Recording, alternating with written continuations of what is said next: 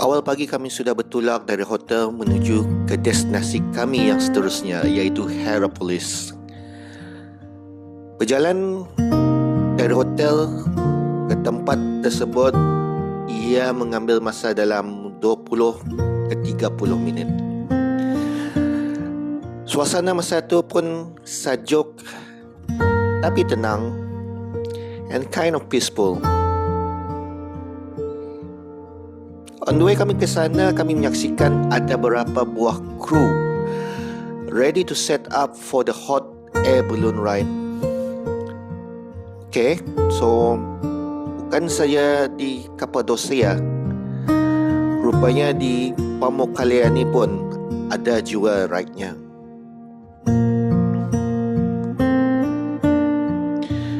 Akhirnya kami pun sudah sampai di Hierapolis.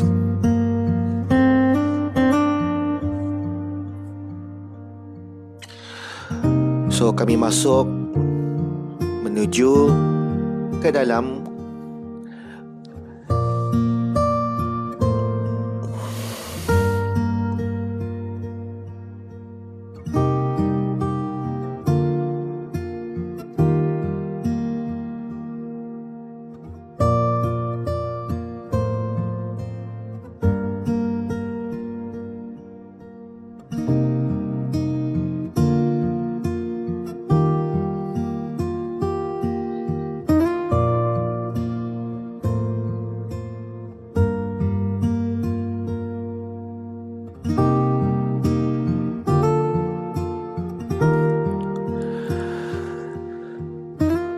Tapi however tempat itu belum lagi buka.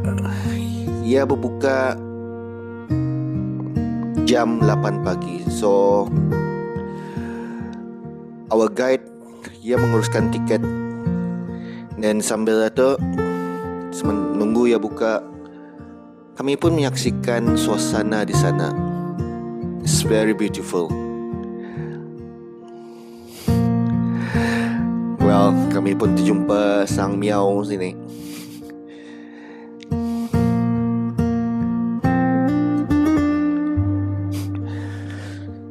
At last, kami masuk ke dalam, and kami pun menuju ke pintu entrance Hierapolis. So sementara kami menuju sana, kalau kamu lihat suasana sana, it is very beautiful. Apalagi masa suasana di awal pagi ini, di saat matahari tengah naik. It's very calm and very relaxed. Apalagi kita ni melihat struktur purba.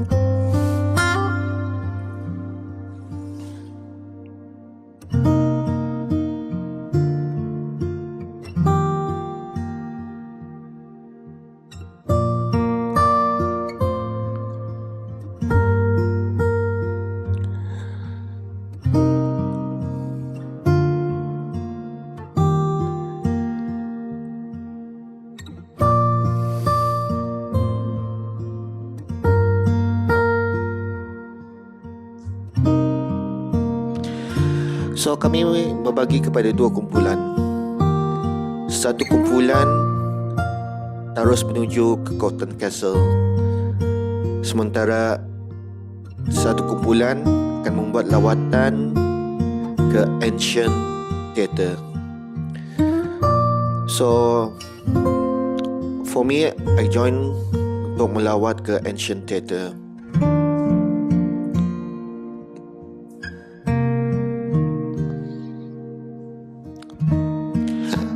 Untuk menuju ke tempat tersebut, ia mengambil masa dalam 20 ke 30 minit kalau berjalan kaki.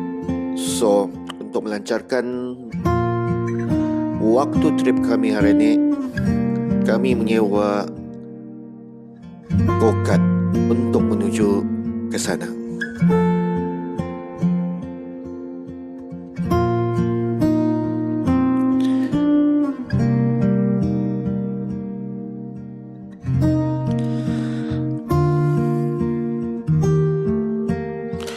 So sepanjang perjalanan kami ke sana, kami melalui beberapa bangunan purba sama runtuh yang lama peninggalan zaman tamadun Rom. Walaupun sekarang tinggal batu-batu dan tiang saja, tapi masih dapat dibayangkan betapa majunya bandar Hierapolis pada zaman dulu.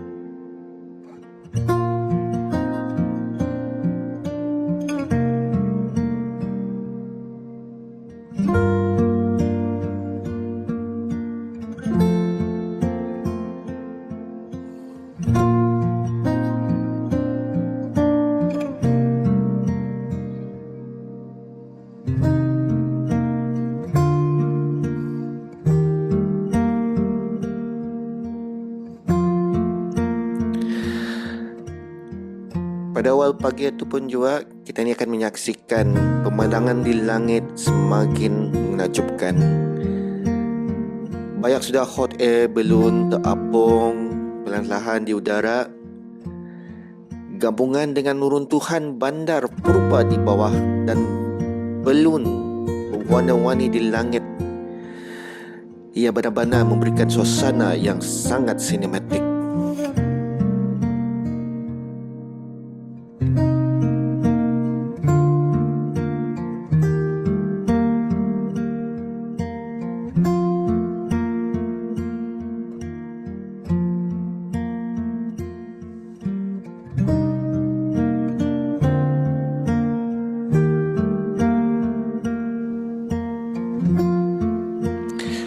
Akhirnya kami sudah sampai di Ancient Theatre of Hierapolis. Tempat ini masih nampak sangat megah walaupun sudah berusia ribuan tahun. Kami mengambil kesempatan untuk bergambar sambil menikmati pemandangannya dari atas. Dengan latar belakang langit yang dipenuhi dengan hot air balloon. Suasana di sini memang terasa sangat indah dan unik. Teater ini dibina pada zaman Rom sekitar abad kedua Masihi dan dipercayai boleh membuat sekitar dalam 12,000 penonton. Pada zaman dulu tempat ini digunakan untuk persembahan teater, upacara dan juga perhimpunan orang ramai. Struktur batu yang masih kukuh hingga hari ini menunjukkan kehebatan seni bina pada masa itu.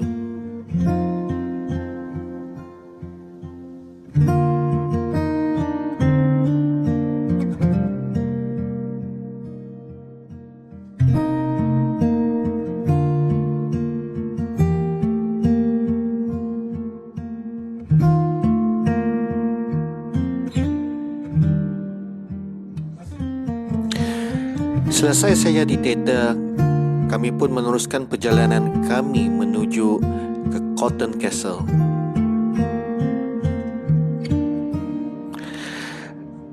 Sambil dalam perjalanan itu kami menikmati pandangan yang sangat cantik, yang sangat unik.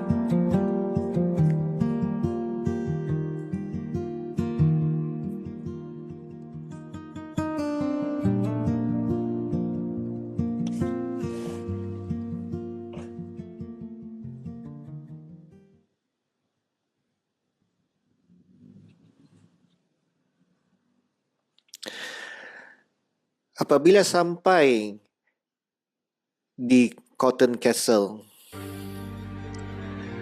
pemandangannya memang sangat totally amazing.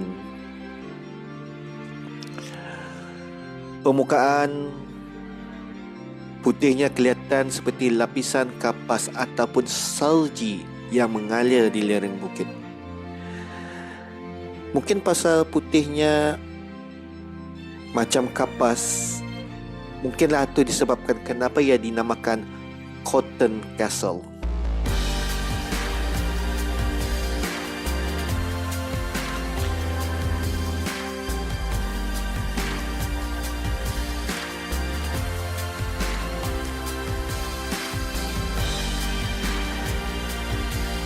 Tempat ini terbentuk daripada air panas yang semula jadi, yang kaya dengan mineral yang mengalir selama ribuan tahun. Mineral kalsium yang terkumpul itulah yang membentuk kolam-kolam putih yang kita ni melihat pada hari ini.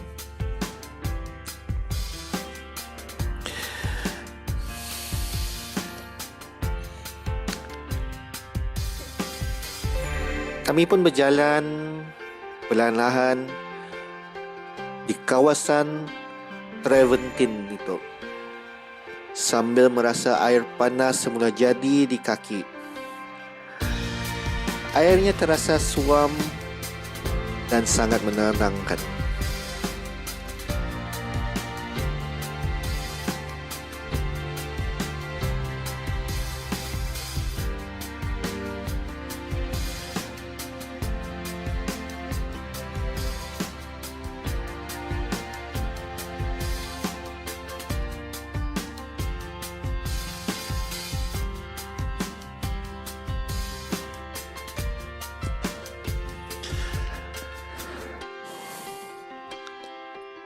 Perlahan-lahan kami berjalan sampai ke hujung,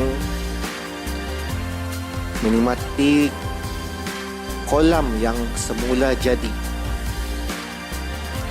sambil menikmati pandangan suasana di saat matahari sedang timbul.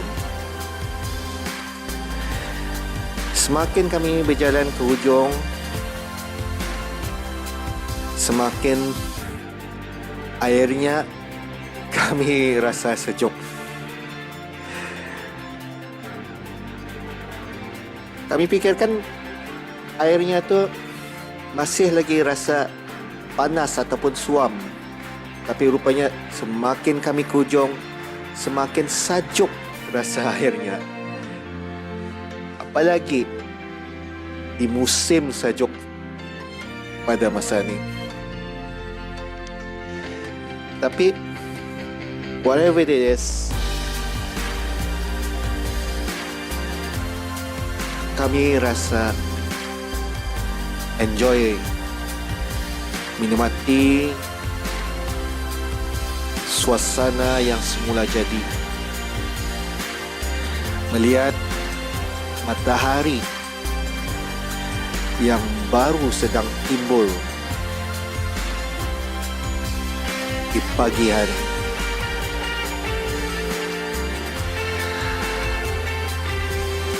Berdiri tempat ini dikelilingi warna putih yang terang dan langit biru, memang terasa seperti berada di salah satu keajaiban alam dunia.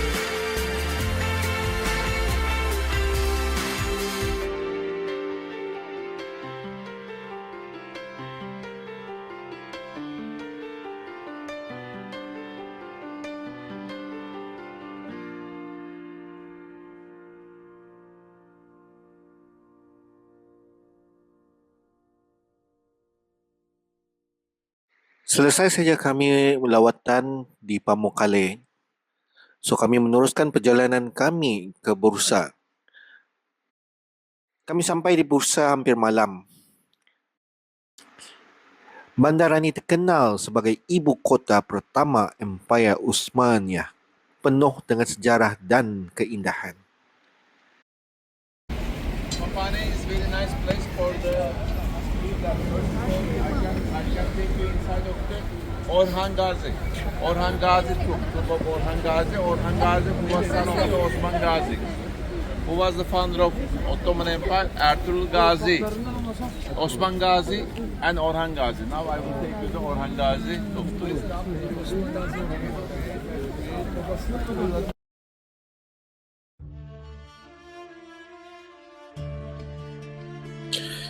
First stop kami ialah Pusara Ottoman Gazi, tempat persemadian Osman Gazi, pengasas Empayar Ottoman. Di sinilah bermulanya sebuah cerita besar dunia Islam. Dari seorang pemimpin kecil, Osman Gazi membina empayar yang akhirnya mengubah sejarah tiga benua.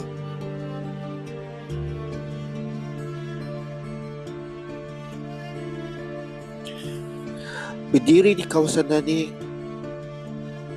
suasananya sangat sunyi dan penuh hormat. Bunyi angin perlahan, langkah kaki pun terasa berat. Seolah kita ini sedang melangkah dalam sejarah.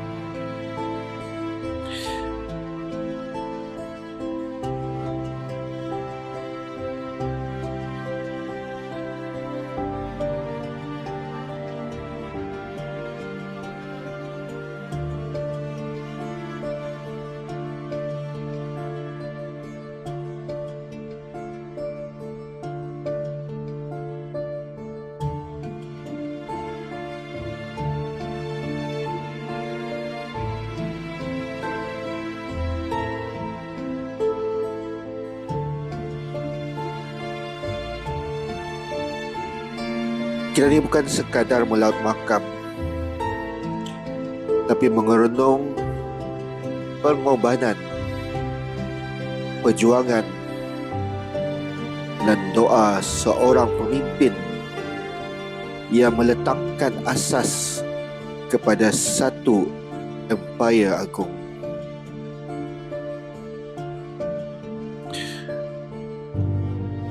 Melihat ke arah bandar Bursa dari atas bukit, terasa betul bagaimana impian Osman Gazi dulu berkembang menjadi realiti. Di sini, hati terasa tenang, kecil dan bersyukur.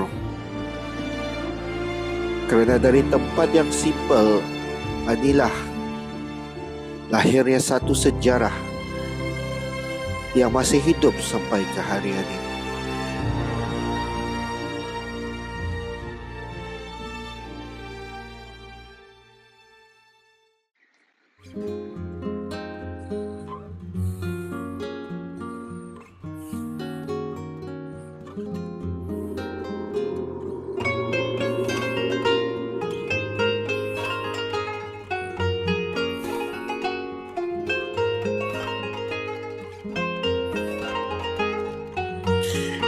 Selepas kami melawat pusaraan Ottoman Gazi, kami pun menuju ke Top Honey Park. Suasana sana pun hampir malam.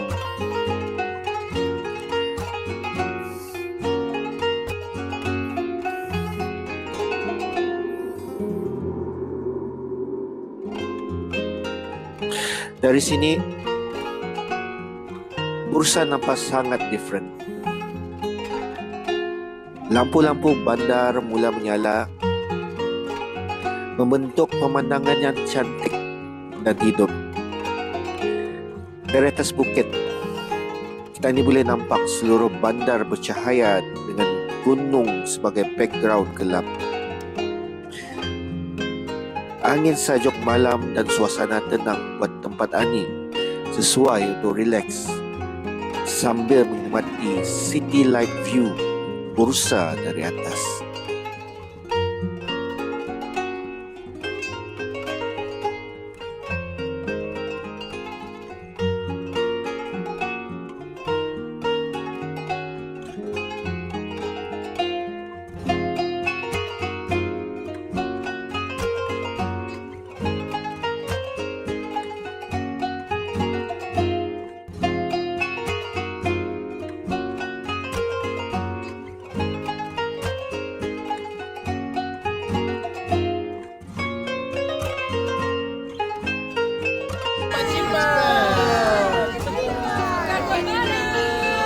Suka hati.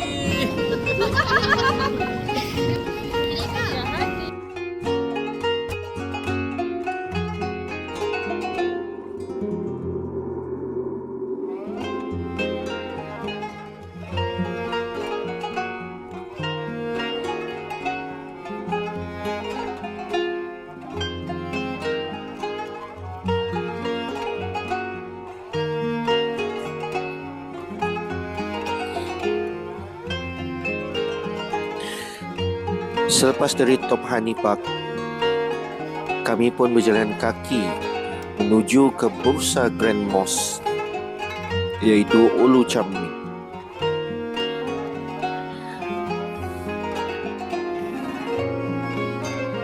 Masjid Ani dibina pada abad ke-14 oleh Sultan Bayezid yang pertama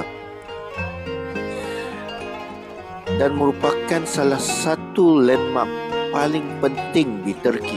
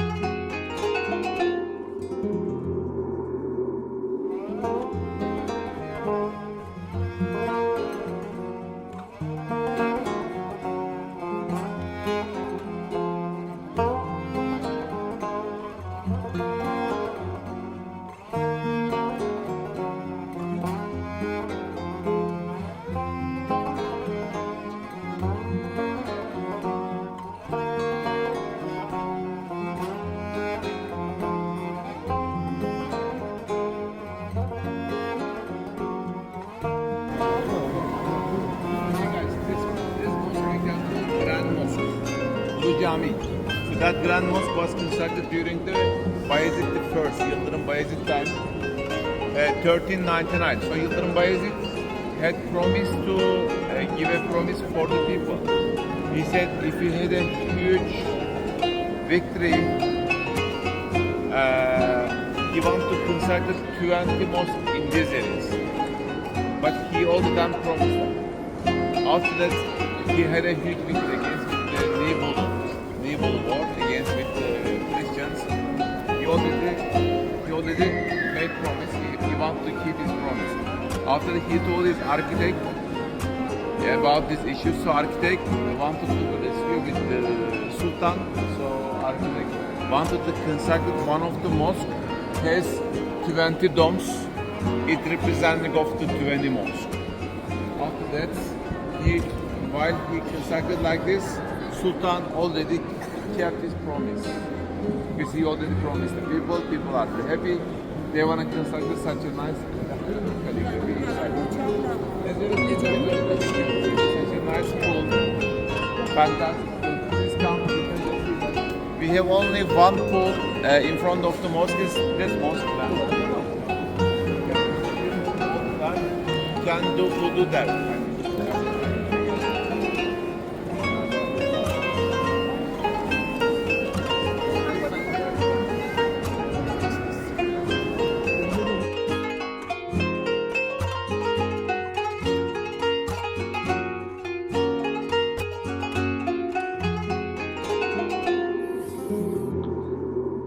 Dalam masjid, suasananya sangat tenang dan spiritual, dengan tulisan khat yang cantik di dinding dan ruang solat yang luas, menunjukkan kehebatan seni bina Ottoman. Apabila kita masuk saja, terus kita akan merasa sejarahnya masih lagi wujud dan hidup di sini.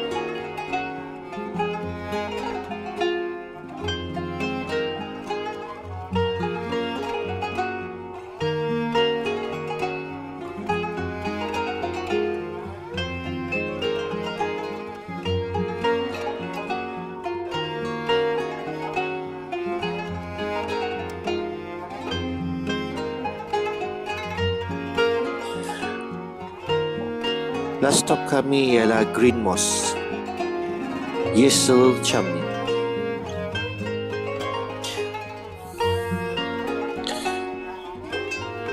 Masjid ini famous dengan jubin hijau dengan desain yang elegan. Dibina awal abad ke-15. Ia melambangkan kehalusan seni dan budaya Ottoman. Detail warna dan persekitaran yang damai buat tempat ini sangat istimewa. Bukan sekadar masjid, tapi satu karya seni sejarah.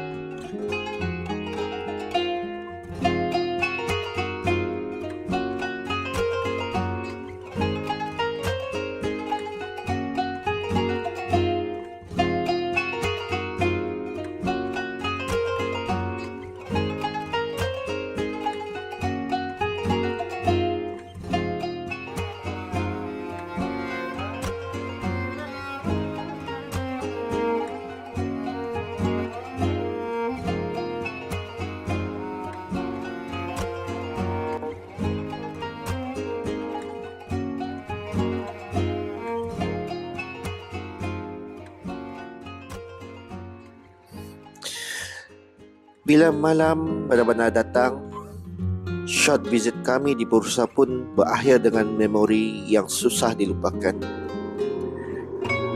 Dari makam ke masjid, dari pemandangan city light ke jalan bersejarah, Bursa menunjukkan jiwanya. Sebuah bandar di mana sejarah, keindahan dan ketenangan bercampur jadi satu.